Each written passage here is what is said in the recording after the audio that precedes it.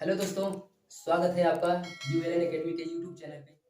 तो आज हम आपको बताने वाले हैं आव्यूह के प्रकार। आव्यूह निम्न प्रकार के होते हैं। ठीक, आव्यूह निम्न प्रकार के क्षैतिज आव्यूह, ऊर्ध्वाधर आव्यूह, वर्ग आव्यूह, पंक्ति समूह आव्यूह, स्तंभ आव्यूह, शून्य आव्यूह, इकाई का तत्समक आव्यूह, विकर्ण आव्यूह, सदिश आव्यूह, उप आव्यूह। और इसमें जो होता है त्रिभुज आव्यूह में एक ऊपरी त्रिभुज आव्यूह होता है, एक निम्न त्रिभुज आव्यूह होता है, जिसको आज हम एक एक करके एग्जाम्पल या उदाहरण के थ्रू अच्छे की संख्या होती है वो स्तंभों की संख्या से क्या होती है, कम होती है, उसको हम क्षैतिज आव्यूह कहते हैं। फॉर एग्जाम्पल 2 3 5 6 7 9, इसको हम क्षैतिज आव्यूह कहते हैं क्योंकि इसमें जो पंक्तियों की संख्या है वो स्तंभों की संख्या से कम है। इसमें जो स्तंभ है तीन स्तंभ है, तीन स्तंभ है और इसमें दो पंक्ति है। दो क्या है? पंक्ति है, दो पंक्ति है, तो इसीलिए हम इसको क्षैतिज आव्यूह कहते हैं। ठीक, अब दूसरा आव्यूह ऊर्ध्वाधर आव्यूह है। पंक्ति की संख्या स्तंभों की संख्या से अधिक हो तो उसको हम क्या कहते हैं? ऊर्ध्वाधर आव्यूह। फॉर एग्जाम्पल यहाँ एग्जाम्पल्स के थ्रू समझते हैं तो ज्यादा अच्छा समझ में आएगा। तो एक मैट्रिक्स है, एक आव्यूह है 2 3 5 6 9 8 9। ठीक, ये ऊर्ध्वाधर आव्यूह है क्योंकि इसमें जो पंक्ति है, पंक्तियों की संख्या क्या है? स्तंभों की संख्या से अधिक है। तो पंक्ति कितना है? इसमें 3 पंक्ति है और 2 स्तंभ है, इसलिए हम उसको ऊर्ध्वाधर आव्यूह कहेंगे। तो स्तंभ की संख्या कितना है? इसमें 2 और पंक्ति की संख्या कितना है? 3, इसलिए हम इसको ऊर्ध्वाधर आव्यूह कहेंगे। ठीक, अब तीसरा आता है वर्ग आव्यूह। तीसरा आता है वर्ग आव्यूह। वर्ग आव्यूह में क्या होता है? पंक्तियों की संख्या और स्तंभों की संख्या दोनों क्या होती है? बराबर होती हैं।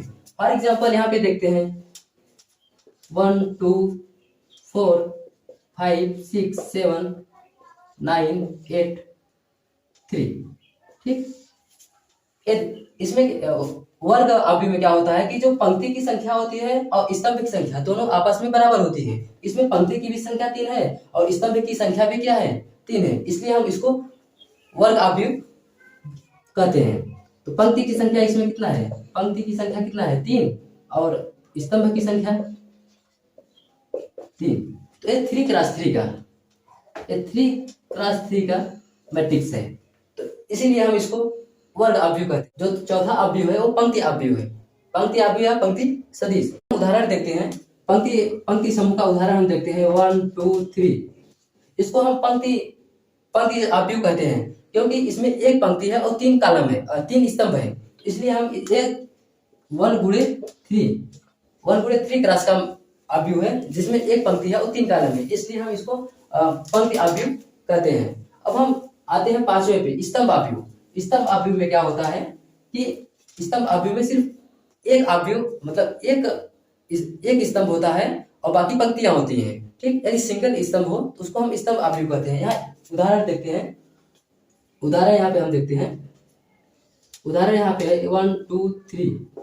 इसमें क्या है कि ये एक आव्यूह है, स्तंभ आव्यूह है। इसमें एक स्तंभ है और बाकी 3 क्या है? पंक्तियां हैं, इसलिए हम इसको हम 3 क्रॉस 1 का ये मैट्रिक्स है। तो इसमें क्या है? 3 पंक्तियां हैं और एक क्या है? स्तंभ है, इसलिए इसको हम स्तंभ आव्यूह बोलते हैं। शून्य या रिक्त आव्यूह में क्या होता है कि इस आव्यूह के सारे तत्व क्या होते हैं? शून्य होते हैं, इसलिए हम इसको शून्य आव्यूह कहते हैं। यहाँ पे उदाहरण स्वरूप हम देखते हैं 0 0 0 0। ठीक, यहाँ पे जितने भी एलिमेंट होते हैं इस आव्यूह के सब क्या होते हैं? 0 ही शून्य होते हैं, इसलिए इस आव्यूह को हम क्या कहते हैं? शून्य आव्यूह कहते हैं, रिक्त आव्यूह भी कहते हैं। तत्समक आव्यूह, इस आव्यूह में होता क्या है कि इस आव्यूह के अग्र विकर्ण तथा अंतिम विकर्ण के सभी तत्व क्या होते हैं? इकाई होते हैं, एक इकाई अंक होते हैं और बाकी तत्व क्या होते हैं? 0 होते हैं, इसको हम इकाई तत्समक आव्यूह कहते हैं। यहाँ पे एग्जाम्पल देखते हैं, इसका एग्जाम्पल देखते हैं 1 0 0 0 1 0 0 0 1। ठीक, यहाँ पे अग्र विकर्ण और अंतिम विकर्ण का जो अंक है वो क्या है? इकाई है और बाकी सब क्या है? 0 है, इसलिए हम इसको इकाई का तत्समक आव्यूह कहते हैं।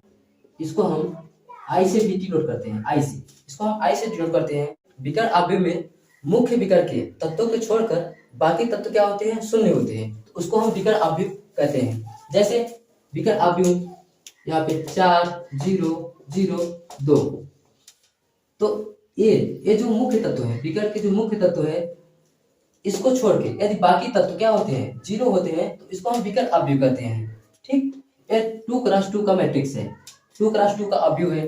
अब इसी को हम 3x के 3 रूप में देखेंगे तो क्या होगा, 4 0 0 0 2 0 0 0 1।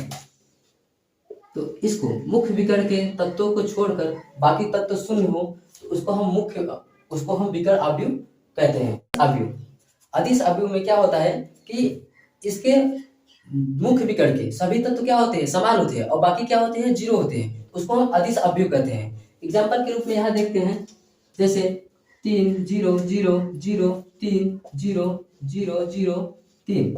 ठीक, यहाँ पे मुख्य विकर्ण के जो तत्व है क्या है, समान है, और बाकी तत्व क्या है, बाकी तत्व क्या है, बाकी तत्व 0 है, इसलिए हम इसको अदिश अवयव कहते हैं। इसलिए इसको हम क्या कहते हैं, अदिश अवयव कहते हैं। उप अवयव में क्या होता है कि यदि स्तंभ या पंक्ति से कुछ तत्वों को निकाल दिया जाए या छोड़ दे तो बाकी बचे तत्वों को, जो बाकी तत्व बच जाते हैं, उसको उस अवयव का उप अवयव कहा जाता है। जैसे उप अवयव में होता क्या है कि इसमें जो तत्व होते हैं, स्तंभ के तत्वों को या पंक्ति के तत्वों को निकाल देने या छोड़ देने पे जो बचता है उसी को हम उस अवयव का उप अवयव कहते हैं। फॉर एग्जाम्पल यहाँ पे हम देखते हैं 1 2 3 4 5 6 7 8 9। यदि हम इसमें पहले पंक्ति और पहले स्तंभ को छोड़ दें तो जो अवयव बचेगा 5 6 8 9। तो ये अवयव इस अवयव का उप अवयव है। ये अवयव जो है इस अवयव का क्या है, उप अवयव है। ग्राम हमारा क्या है, ऊपरी त्रिभुज।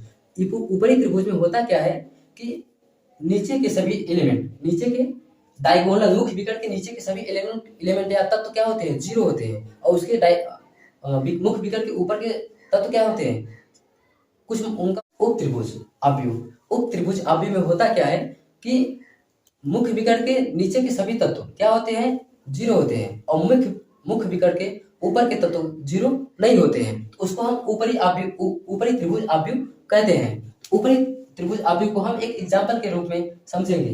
तो यहाँ पे ये अवयव है 1 2 3 4 0 3 2 0 0 1।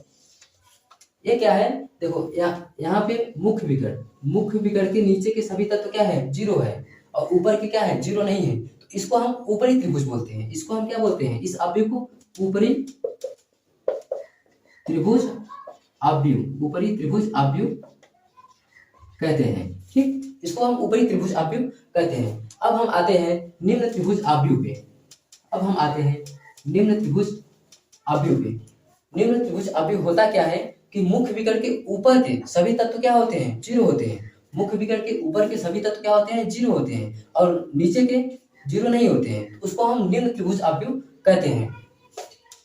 बस ऊपरी त्रिभुज अवयव का जस्ट उल्टा निम्न त्रिभुज अवयव होता है। 1 0 0 2 3 0 4 5 6। अब इसमें देखिए जो मुख्य विकर्ण है, मुख्य विकर्ण के ऊपर के तत्व 0 हैं और नीचे के 0 नहीं है, इसी को हम निम्न त्रिभुज अवयव कहते हैं। ठीक, अब इसके आगे का हम नेक्स्ट क्लास में पढ़ाएंगे। अगर आप लोगों को कुछ भी न समझ में आया हो तो कमेंट सेक्शन में कमेंट करके जरूर बोलिए। हम उसके लिए फिर से अच्छे तरीके से प्रिपेयर करके आपके लिए वीडियो लेके आएंगे, ताकि आप बेहतर से बेहतर समझ सकें और अपने भविष्य को उज्जवल बना सकें।